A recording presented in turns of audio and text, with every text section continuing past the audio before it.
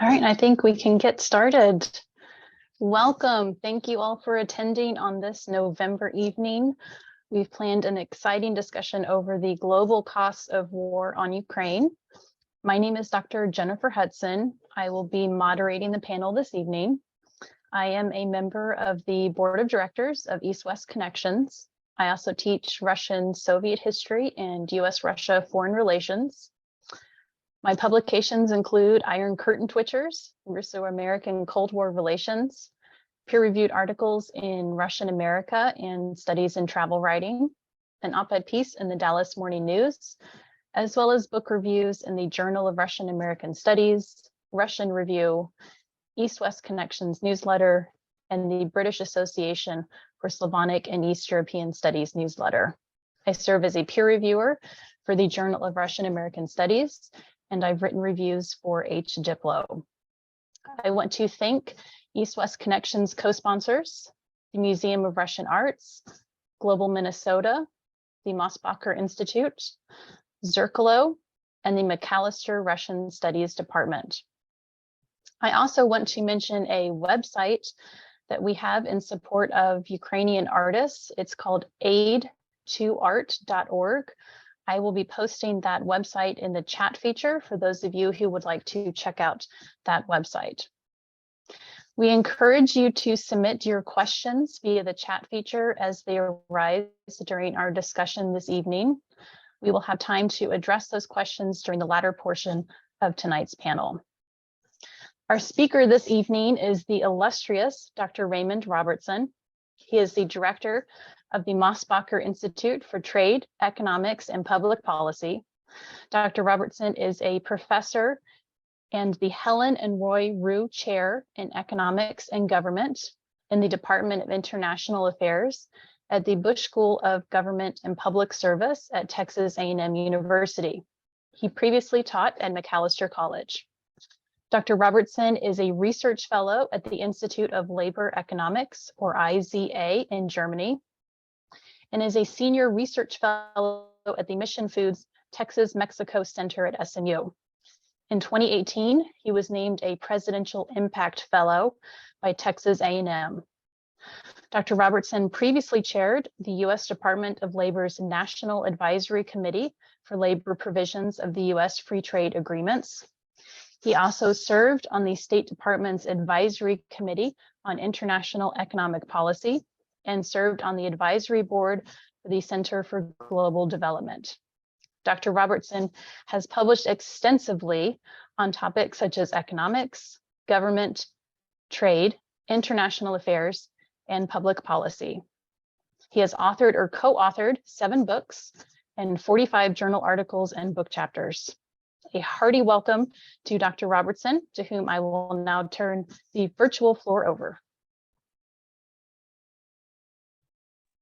Thank you very much, Jennifer, for that really generous introduction. And thanks to Todd for the invitation as well, and to all of you who are joining us tonight. I think this is obviously a really critical topic, and I'm really looking forward to your questions and the conversation that we have, as well as obviously Todd's comments later on, which are always fun.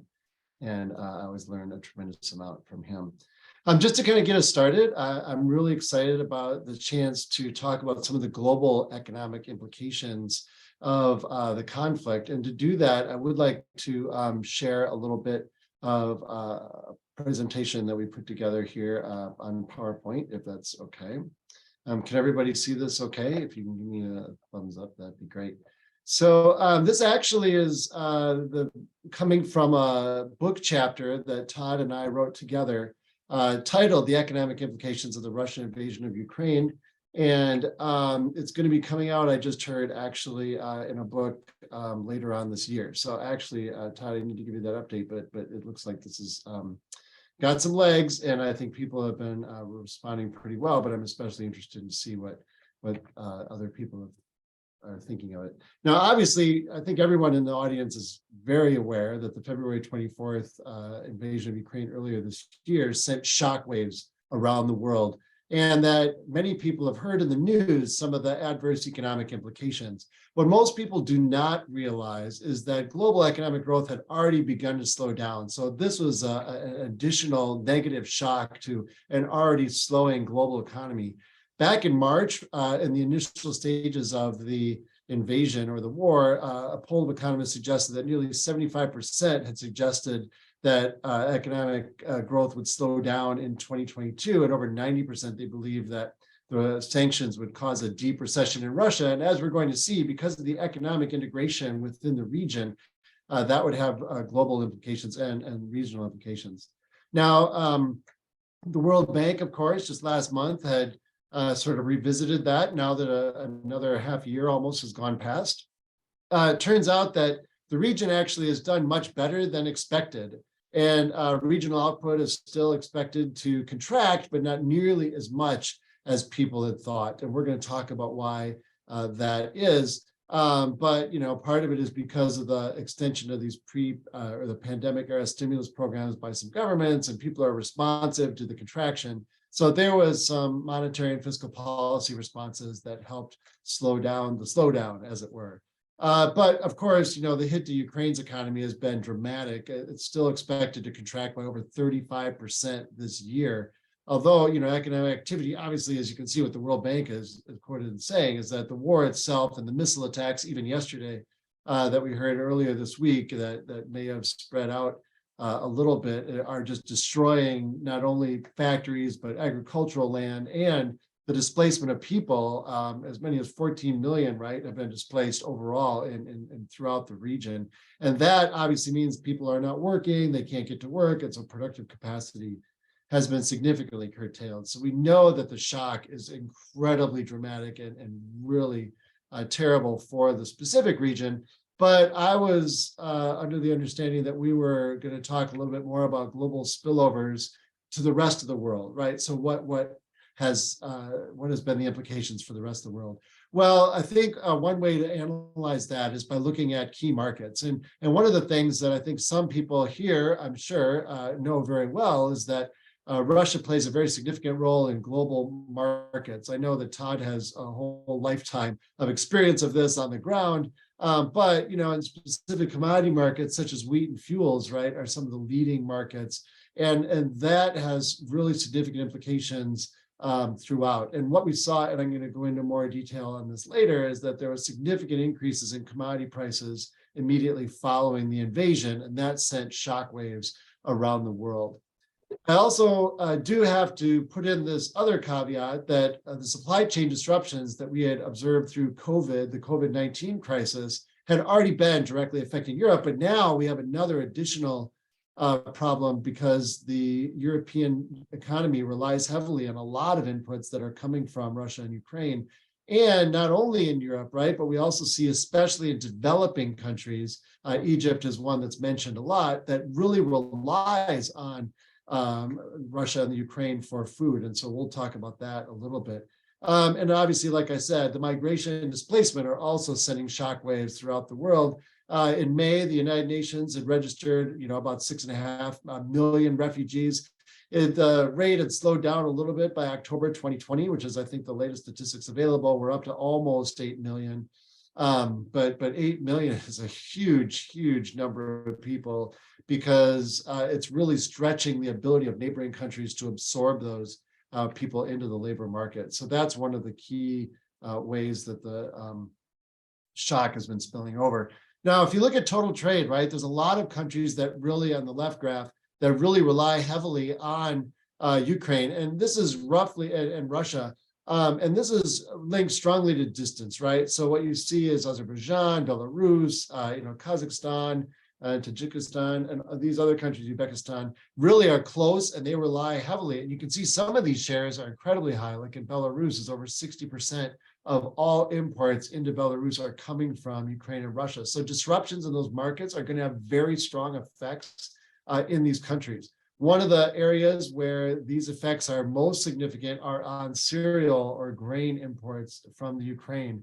And if you look at these numbers, just the scale on the left is very different, because some of these countries, if you look at Georgia, Israel is very high. Kazakhstan are as much as 80% of and Egypt right here is over 60%, but 80% here of total cereal imports are coming from Ukraine, which is obviously leading to Ukraine and Russia, which means that disruptions in these markets are already having very significant effects, not just on agricultural consumption, but on hunger itself. So the real danger that we had in March was that there would be widespread starvation. So that was the big concern kind of initially because of these statistics here. So what people did to kind of measure the global effects was to look at the changes in key commodity prices, especially wheat. So if you look at sort of the wheat prices here, you see that in March, right after the invasion, there was a huge spike in the global grain prices, or especially wheat prices, and prices stayed high for most of the summer. And this is what was causing a lot of angst throughout not just the development community, but in developing countries in particular, because these high prices are really stretching the budgets and making it impossible for many families to pay for even basic food. And so food prices were escalating really dramatically. A new development, though, that I think a lot of people have not fully appreciated quite yet was this rapid drop in grain prices, right? So the prices fall kind of through July, and there was a little bit of a rise earlier in the fall, but then they've been falling since then. So one of the concerns, is this temporary or is this permanent? It turns out that the falling prices, I think, are due to two main factors. One is that there was the agreement between Ukraine and Russia that allowed for Ukrainian grain shipments to continue. And I think, as all of you probably are aware, that Russia has not always been following through with that agreement. And that's led to a lot of uncertainty, and that's driving up those prices, right? When we weren't sure if Russia would follow through with that agreement. But secondly, right, the other one, and this is something that other people didn't really appreciate, was that there's also rising, and I would argue compensating, production coming from other countries. So the rest of the world really stepped up in terms of grain exports to fill the gap that had been left by Russia and Ukraine. Obviously, the other critical area was fuel oil, and fuel oil is really critical, especially in November. We were chatting earlier about kind of the temperatures are dropping, as you know, in Minnesota. We already have snow, and temperatures are going to get down to 15, I think, tomorrow. I don't know. That's what I heard. But that just means that we rely a lot more on fuel imports or fuel for heating, and it's especially salient in Russia, or coming from Russia into Europe. And Germany, of course, is incredibly concerned about this. And if you look at some of the, like Belarus, right, is almost 100% of its fuel imports are coming from Ukraine and Russia. So disruptions in these fuel markets are also really significant ways for the crisis in Ukraine to be spilling over. I know a lot of us here have noticed higher gasoline prices, and I thought some of you might be interested, just as a measure of one example of one of the fuels is this heating oil. This is the 5-year graph of heating oil prices from Trading Economics. And you see, obviously, during the pandemic, the demand fell dramatically. And then we saw an uptick in recovery from the pandemic, and we were returning to pre-pandemic levels. But then starting here, and this is really where 2022 starts. I mean, this is really the middle of 2022. But right around here is March. You see this incredible spike in fuel oil prices. And what's different here than from the grain prices is that these prices are not coming back down. So these are affecting consumers in Texas. Jennifer, I don't know if you can speak to that a little bit maybe, but you might have noticed that our fuel prices in Texas have been rising. And a lot of that is because Texan producers are sending their natural gas, liquefied natural gas, and other fuel to Europe to try and meet that shortage. But also just because the global prices have been rising. So that's something that's affecting people in Texas, here in Texas, but also throughout the United States, which really means a lot to American families. So what are some of the other implications for the United States? There's a couple things I'd like to point out that I don't think have been fully appreciated, especially coming out of this election season. Number one, obviously, is that when you see fuel prices rising and you see grain prices rising, the food prices at grocery stores and at the pump, we are experiencing very dramatic levels of inflation right now. And this graph here is the Consumer Price Index, which is how economists and the federal government measures inflation. And you can see that over the last, 30 some years, that we've been really, really lucky. So for those of you who are under 30 in the audience, I don't know how many of you are, you've never really seen high inflation ever, not really high inflation. And so this latest shock is really historic in lots of ways. You can see right here that we're almost kind of off the charts, reaching up into 8%. Now, obviously, the expectations are that these inflation has been moderating. We see some slowing down in inflation, and I think the global slowdown will contribute to that. But nevertheless, I think it's very much on the minds of voters, and it's clearly being driven in large part by food and energy, right? You can see food and energy are driving a lot of that inflation. So the spillovers are not just something that's affecting Egypt in terms of food security, but it's affecting people here in the United States. On the bright side, though, I would like to point out that it doesn't seem to be affecting employment very much. This is the unemployment rate, and you can see here that there's the huge spike during COVID that I know all of you remember, over 14%, which is a record level. But since then, right, we've had dramatic reductions in unemployment rate, and Minnesota actually set a record. I don't know if you saw this in the news, but they set a record as having the lowest unemployment rate in a month for any state ever. So Minnesota, if y'all are in Minnesota, you're incredibly lucky to be there in terms of the labor market, because the labor market is incredibly tight. And so one of the things is sort of on the macroeconomic side, I'd like to point out is that people are complaining that this inflation is the sign of the economy not doing well. And the truth of the matter is that it's actually the opposite. I mean, when you combine the falling and low unemployment rates with high inflation, those are signs that the economy is actually doing too well. That the economy is really humming along a little bit more than at capacity. And so that means that although we're being affected by the crisis on the price side, right, it hasn't really led to a noticeable change in employment here quite yet. So it hasn't driven us into a recession.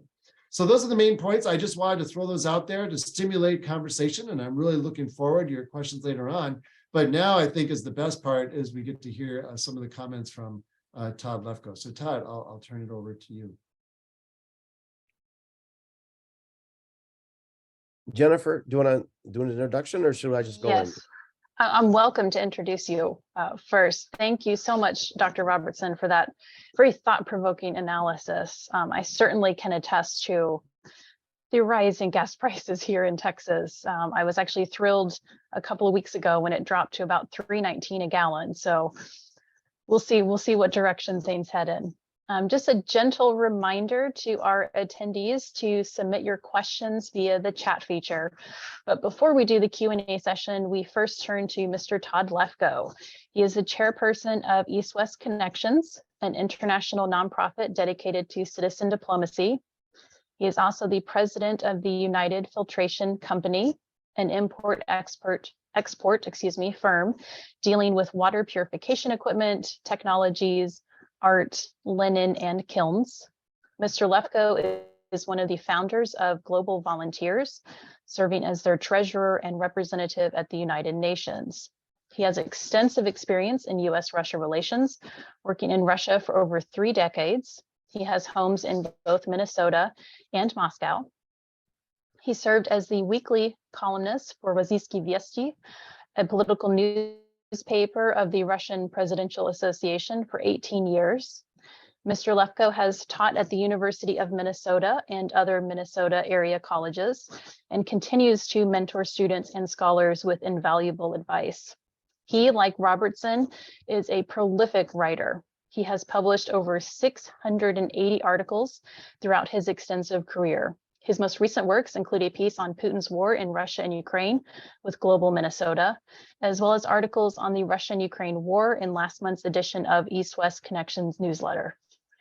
The esteemed Mr. Lefko, I now give you the proverbial floor. Thanks, Jennifer. I don't know about the floor when you're on Zoom. It's always a question.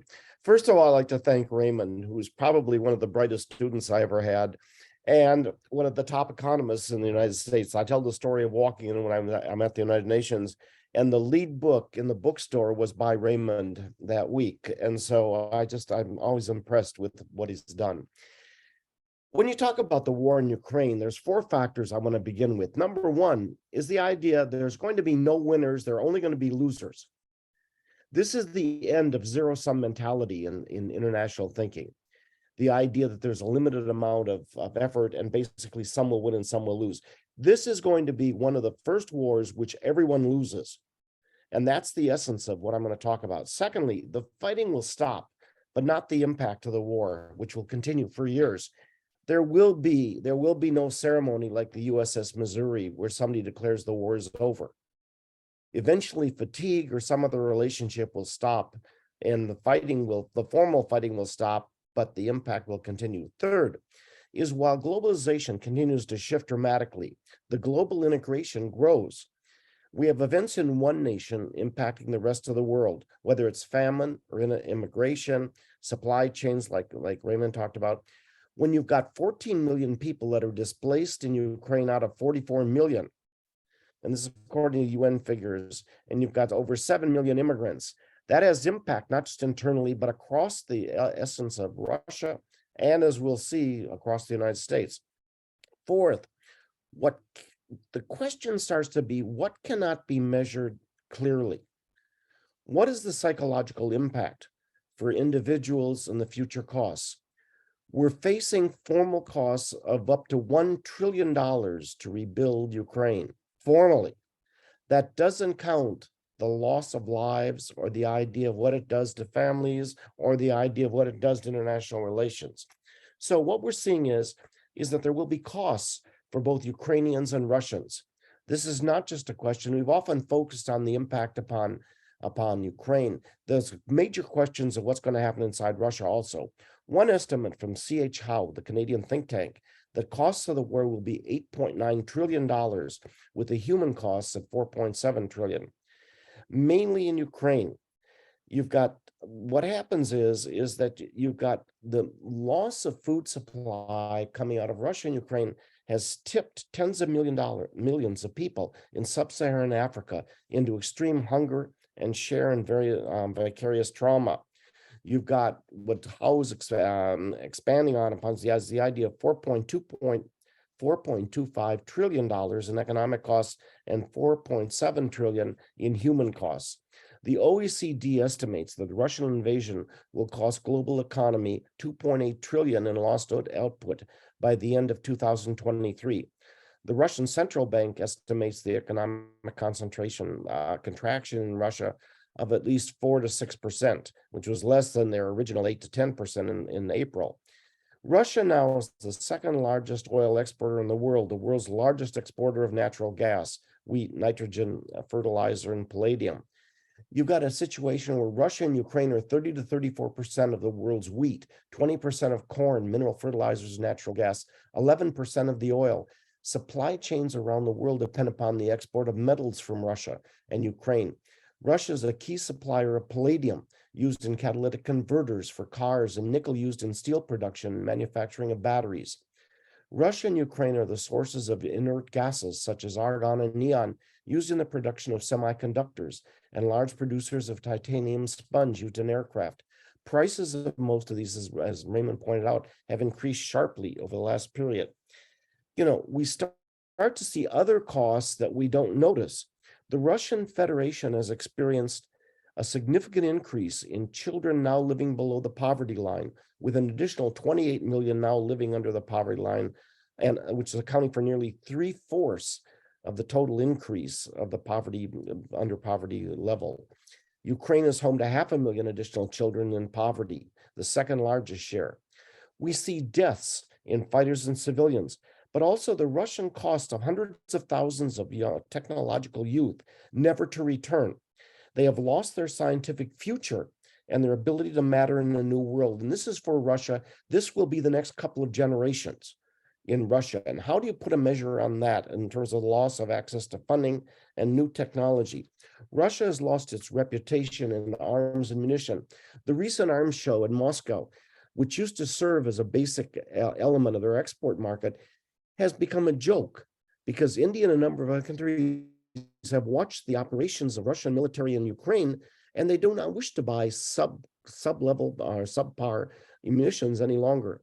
The question of the loss of microchips and sensors in Russia, where basically all of the new technologies where tanks are roughly 4 years behind having to resupply the elements they've got, the loss of freedom within the Russian society, a sense of societal split, which is growing in Russia. Those are factors that you can't put numbers on. The international anger and reputation in many countries of Russia as a destroyer, the loss of markets in Europe, which will not return in most cases for oil and gas, the failing partnership with the Chinese, who are taking technology and markets in Central Asia, with up to 100,000 Russian soldiers killed or wounded, the implications of billions of dollars of global fight capital. The intangible assets are listed by CHO as roughly $280 billion as of today. For the Ukrainians, stress, the loss of homes, 7.6 million refugees from Ukraine recorded upon across Europe. Poland has taken 1.2 million. Hungary, Romania, Slovakia, and Moldova each take tens of thousands. The infrastructure. What do you do when rebuilding is possible? If your costs are such that you need $1 trillion, which is far beyond any capability within Ukraine, you'll see a large number of countries basically promising funds but not delivering. And so you're sitting in a situation where, the idea you've lost portions of land, which probably will continue to be lost. You've had over 130,000 buildings destroyed in Ukraine, 31 bridges destroyed or damaged, 188,000 private cars damaged, over 15,400 miles of roads damaged or destroyed, 2,290 educational facilities, including 98 kindergartens, 1,991 shops, and 27 shopping centers and health facilities, 71 cultural facilities. And if you lose your culture, what does that mean for the future? 511 administrative buildings and 28 and 18 civilian airports. And that, quite frankly, doesn't count the power and water systems that are being destroyed by Russia on a daily basis right now, which are increasing these numbers dramatically. This idea of the United States, where the Russians in the House have promised the idea of a loss of funding from new Congress, the idea of family separations. How do you restore a family where the husband has been killed or you don't see somebody and you don't know where they are? The loss of business and trade, which frankly, for us, for my family, is a personal thing because we've lost all of our markets, both in Russia and Ukraine, which we were shipping to. The issues of land and sea mines in the Black Sea, and the ability of government in Ukraine to perform basic functions. Ukraine is now dependent upon the United States and the West to supply the money for their daily and monthly costs for keeping the government open. Now, the fact is that what we're seeing is the activities of a nation can be harmful, not only to their neighbors, but to the whole world, as in the case of Putin in Ukraine. It reflects a change in the concept of world security. And for those of us who wondered about the impact of an individual within the history of the world, when you look at Putin, Putin has made an impact for worse. We have a realization that a strong and effective social sphere depends upon a strong economic base. The economy of Ukraine is in crisis, just as the economy of Russia will be. And what we start to see is that you need factors in a number of areas. One does not just build an economy based upon the idea of one or two small steps. It's a set of integrated factors which cause the production, whether it's the idea of communication, supply chains, the idea of education, that we start realizing that all of these things become interdependent. There's an impact upon globalization that we're watching in supply chains. This is the first worldwide social media war. Areas like the Horn of Africa require more assistance in food. In 2021, Ukraine fed 400 million people around the world, over 14 million in Somalia, Ethiopia, and Kenya, already on the verge of starvation. And about half of those were children. The number could have been 20 million if the world doesn't act. The prices in the middle of wheat in the Middle East are spiraling, with Syrian refugees among the hardest hit, who don't have the income to cover the increased cost of living. As many as 50 million people in 45 countries are on the brink of famine, according to the UN World Food Programs. As many as 828 million people were undernourished last year, roughly 1/10 of the world, since we hit 8 billion this week in the world. The FAO, the Food and Agricultural Administration, estimates that number of 828 million. OECD estimates that 1.6 billion people in 94 countries are exposed to food, for energy, or finance crisis resulting from this war.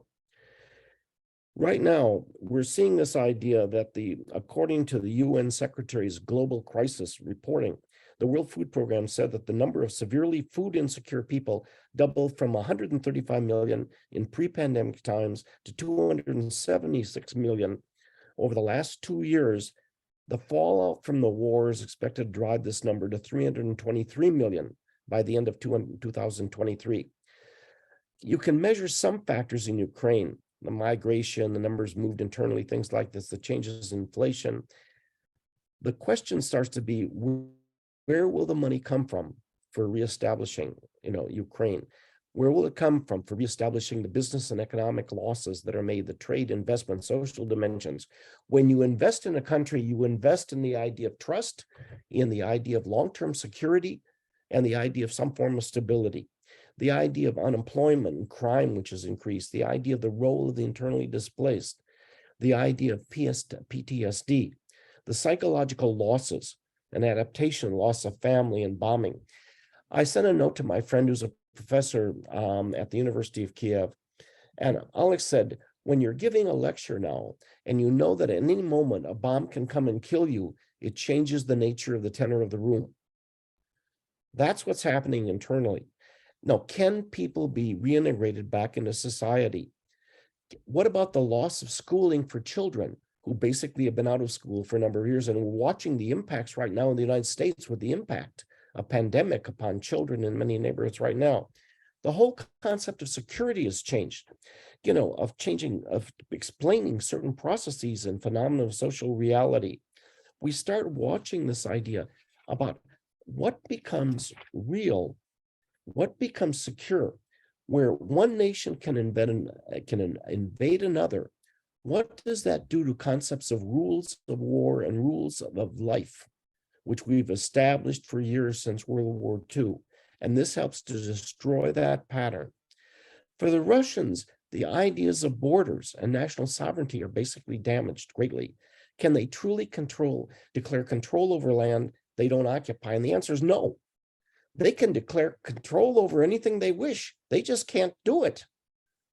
And so there's this false, idea of a process here, which Russians have been shown don't exist in reality. Now, in Ukraine, there are pluses that have happened. The idea of a community which is being created in Ukraine, nationhood, the idea of unity of an Ukrainian civilization, the Ukrainian people, the backing of the government, the getting rid of a number of the oligarchs that were in Ukraine, the desire to join the West has greatly increased, the access to Western technology and arms, the possible regaining of up to 20% of the country, and possibly Crimea, a chance to take down Putin and change Russian government if everything goes well. Now, the issue is what can be rebuilt and what can't. You can't rebuild the death of loved ones or possible loss of cultural institution. Who will pay for this? Countries will promise but not deliver. There will be investment by businesses in Ukraine. Russian businesses will require 4 to 6 years at minimum to rebuild trust. And how do you rebuild trust once you've been shown to lie repeatedly, in a nation? The question remains, will Putin exist? And whether any replacement is better or worse? Will anger remain in Russia toward the US? Which is something that doesn't show up in economic figures. The personal relationships that Irina and I have toward many of our friends in Russia has changed dramatically, with some being very open and some being supportive of Putin. And if you think that doesn't take an impact upon personal relationships, it does greatly. We start to see the issue of political splits within the EU, whether it's an Orban in Hungary, a Meloni in Italy, the tension with the costs and money where people are questioning who should pay for a cold winter, in Europe, the question of security and stability in Europe, and whether Putin is gambling on the idea of European fatigue toward Ukraine as gambling as support for him.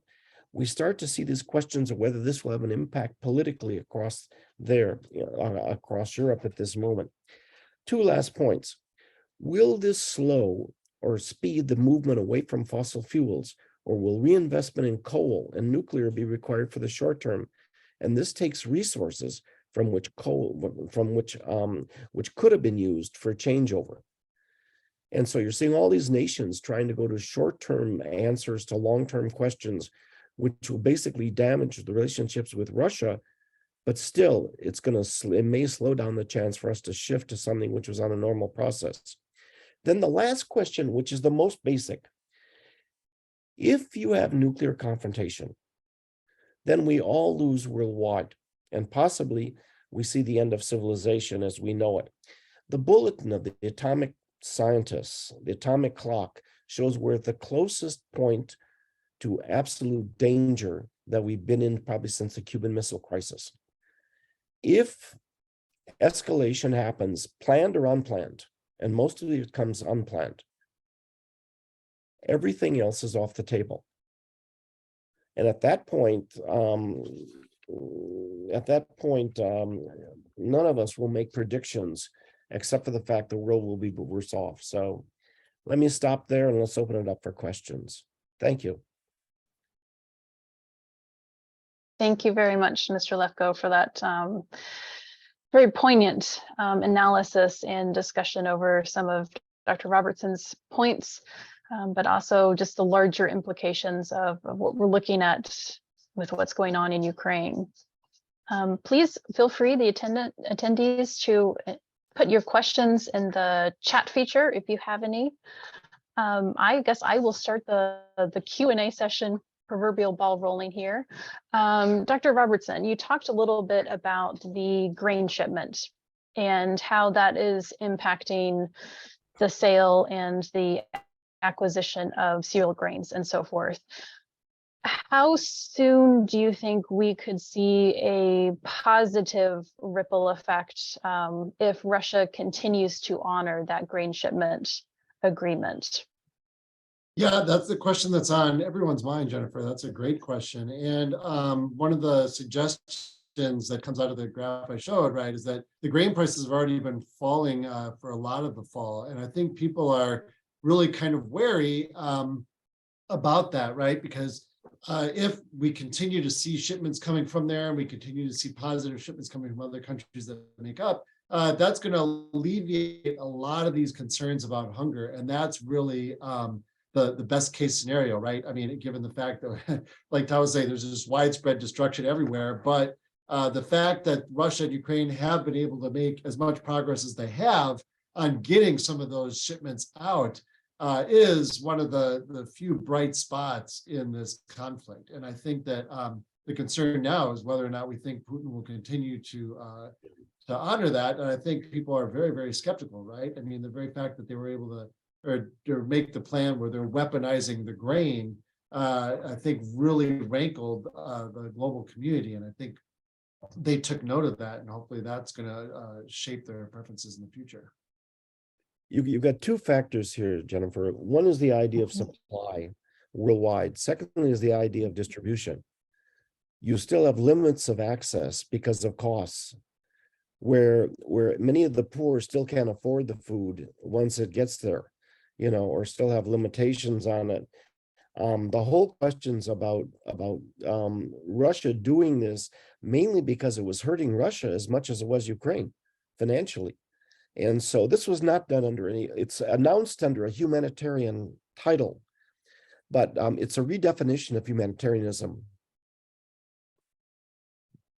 It really is, absolutely. In terms of the sanctions that Western countries, specifically the United States, continue to place on Russia specifically since the start of the war in February of this year, how sustainable do you feel these sanctions are in the long term? Because I know some of the ripple effects of the sanctions are going to be more long term as opposed to short term effects that we're going to see in terms of some of the economic downsides. How sustainable do you feel this is for the possible longevity of this conflict we're witnessing. Well, I think, Todd's been affected directly by the sanctions. So you want to start, Todd? Why don't you take the first response this time, and then.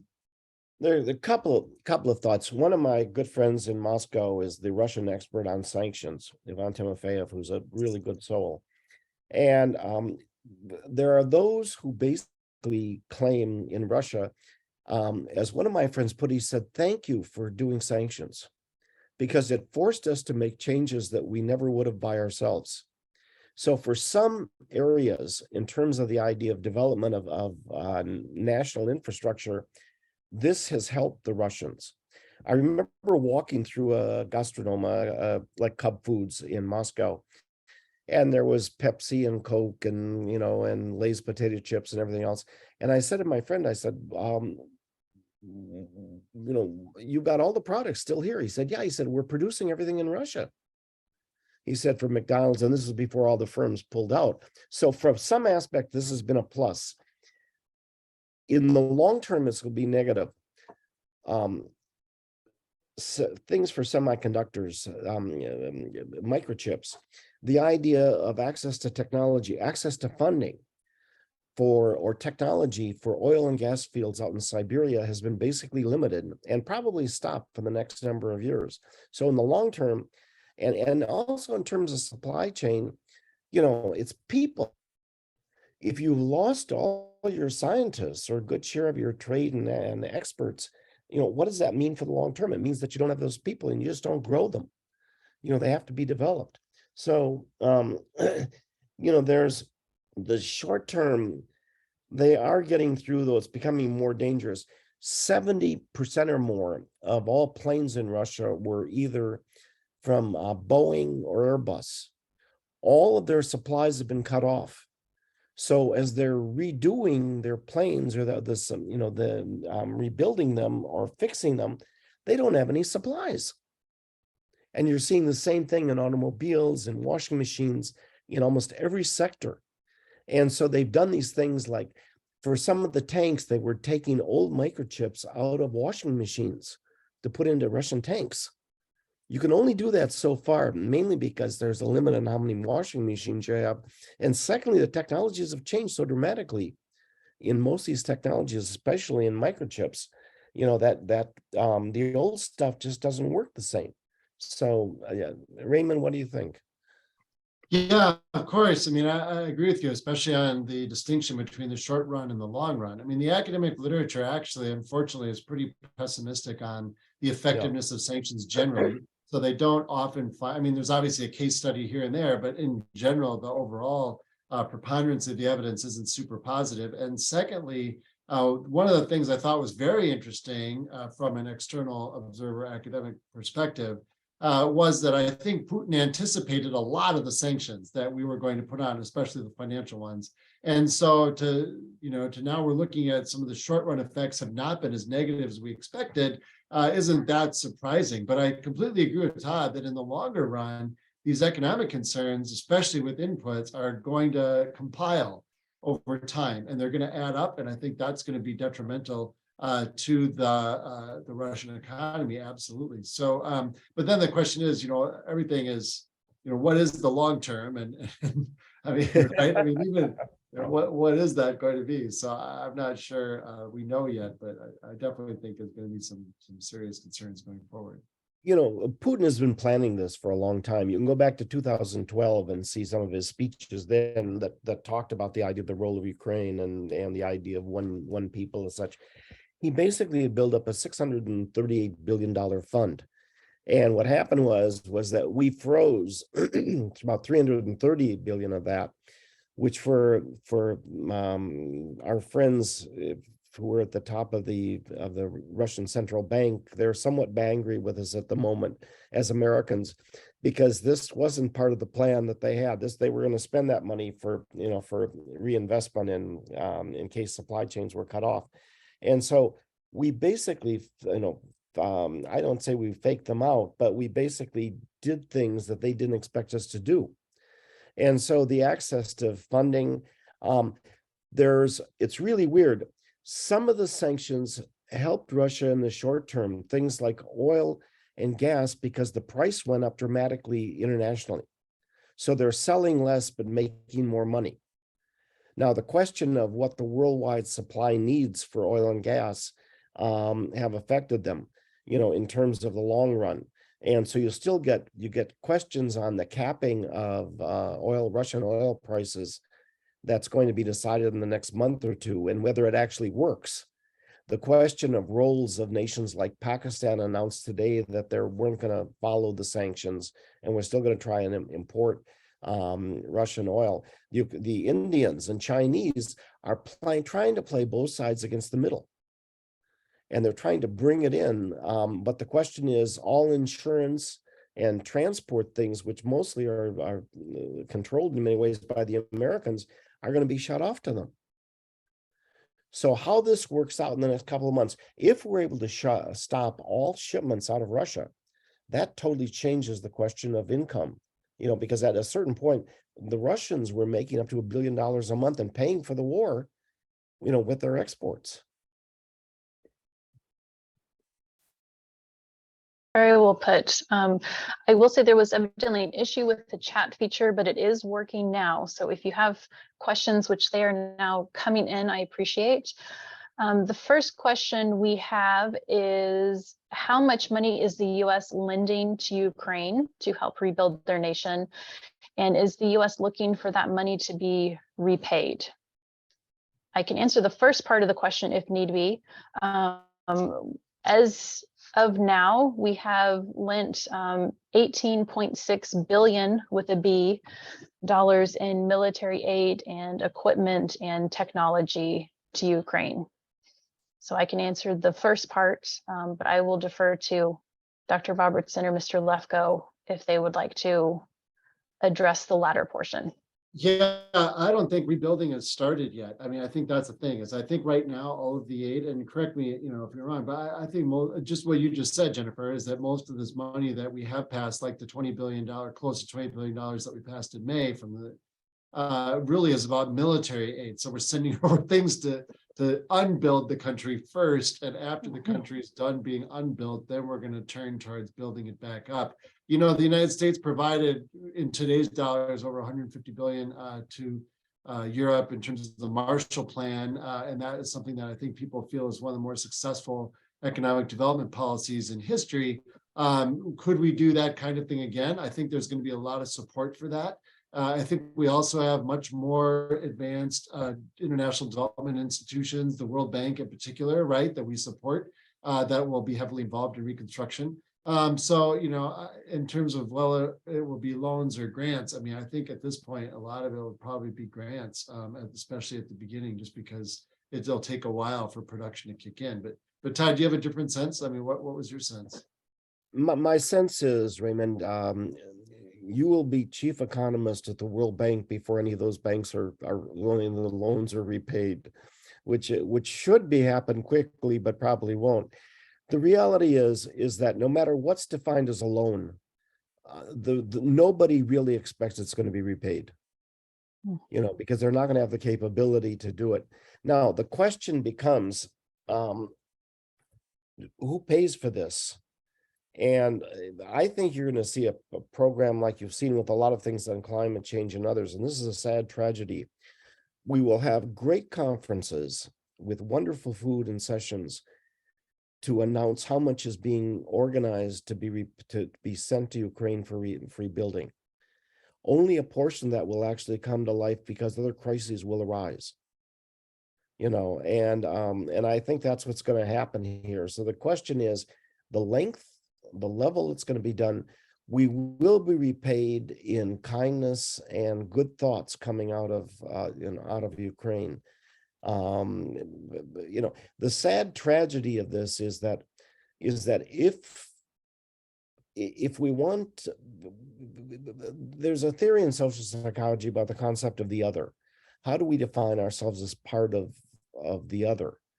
And what happens is that if other crises come up, which they are, will we see ourselves as responsible for others in Ukraine, Russia, or Africa, or other places, or will we take care of ourselves first?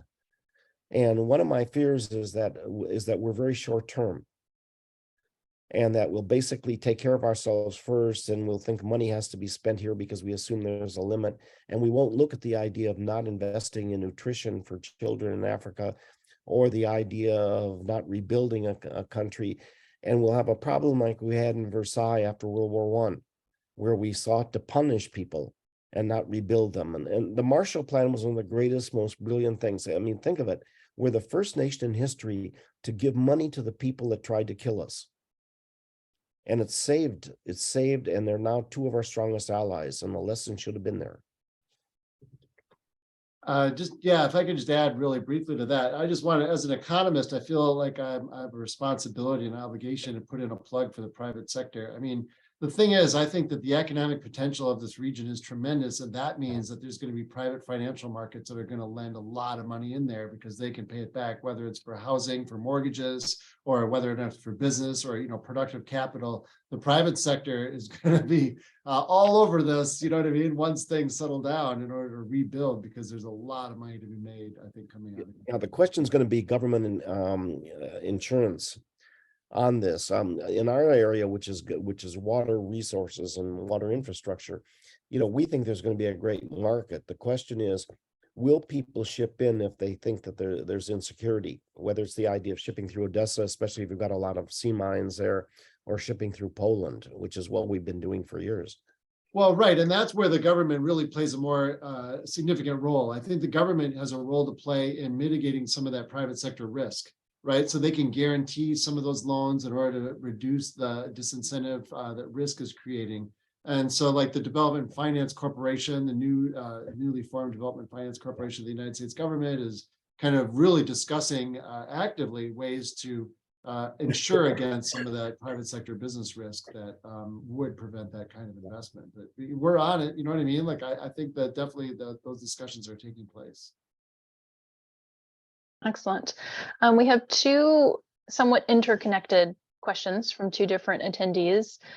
The first one is, how do you suggest we decipher misinformation and information provided by various media resources?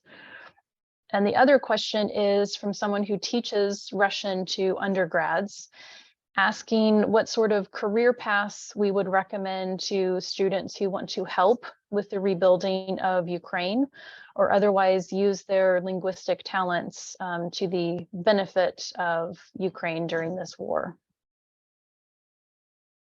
Todd, you actually worked in Russian media, so I think you're the one who's most qualified to take that first question, right? I mean, talking about. Yeah, as somebody who was a commentator on RT on the Arabic channel, until they decided that I was a little too independent and a little too American for them.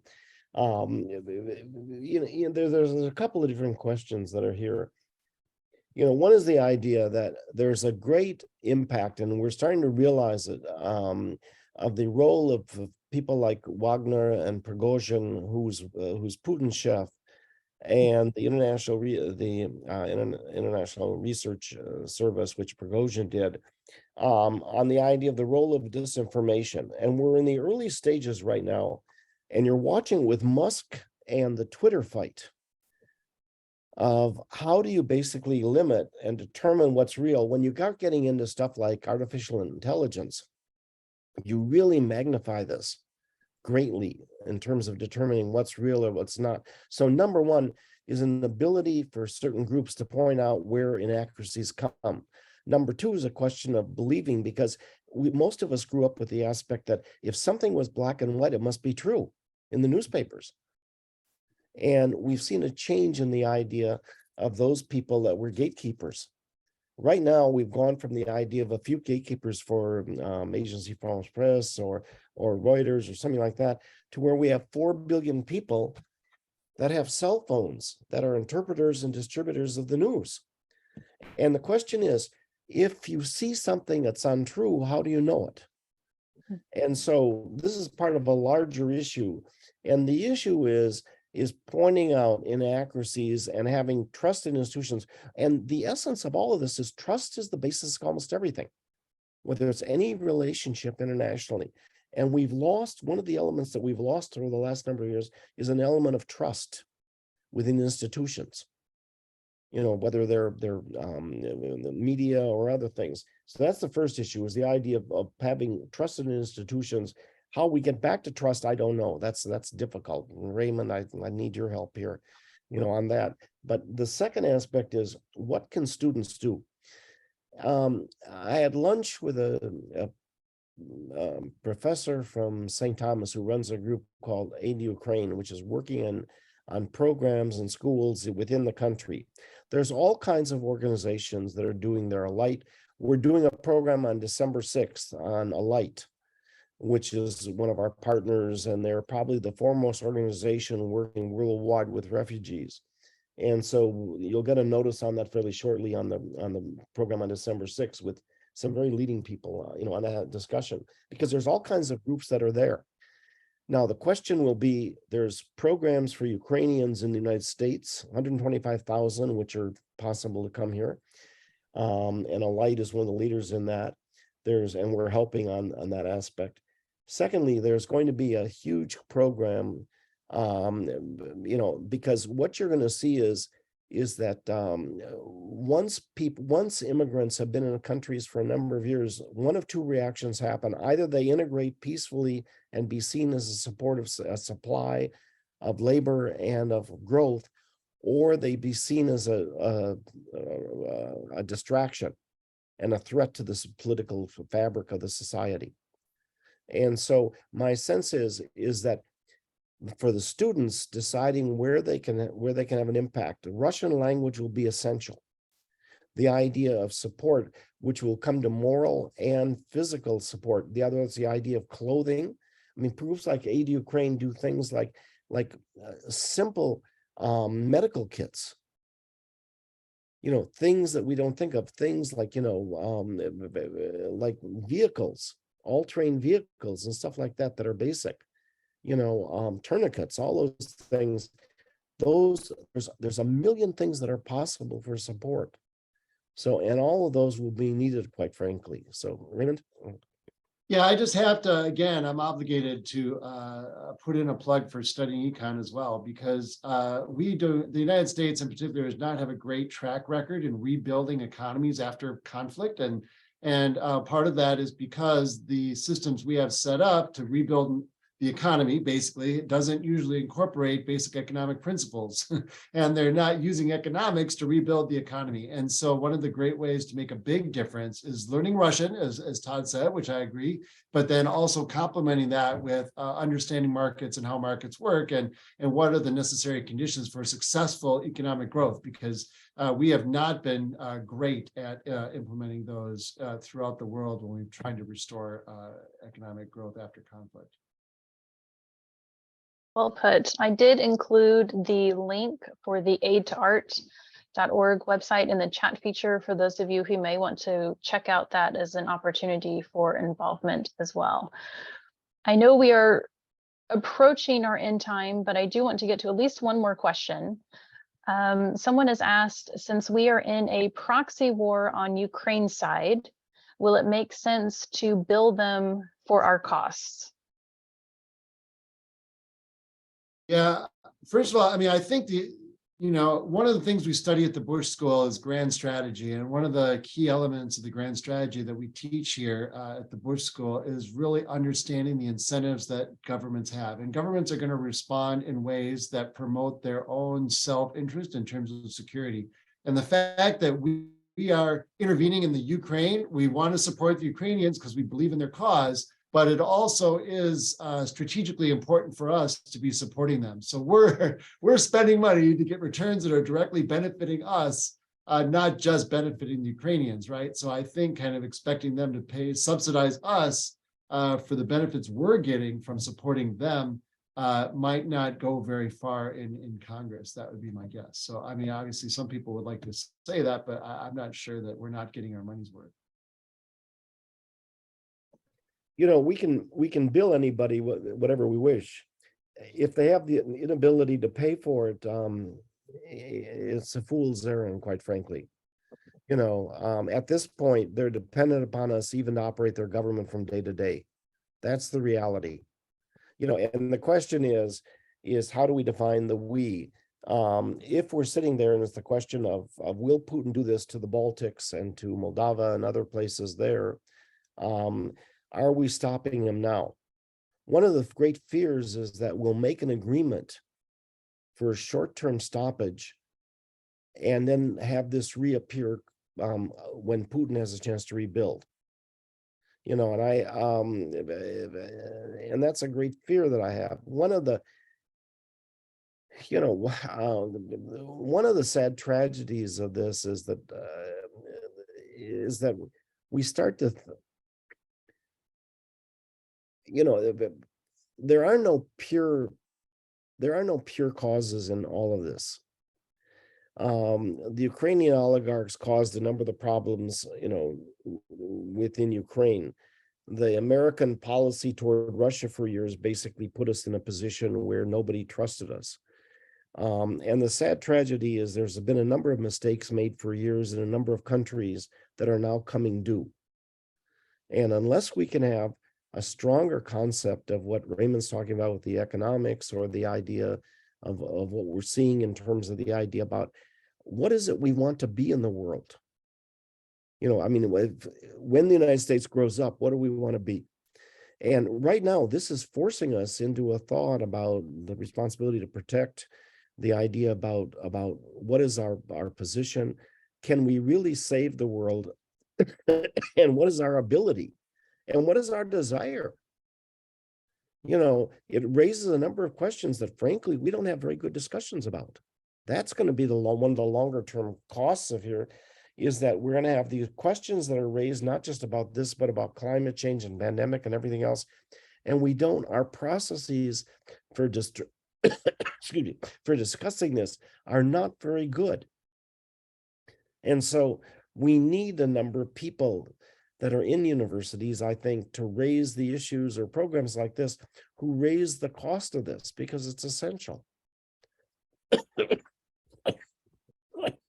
I heartily second that. And I think we are just beginning to scratch the surface on these larger implications. And perhaps this will be part one of a series with some of the things that are going on with Ukraine here. I wanted to give the opportunity to Dr. Robertson and Mr. Lefko, if you have any final thoughts, final words as we wrap up here tonight.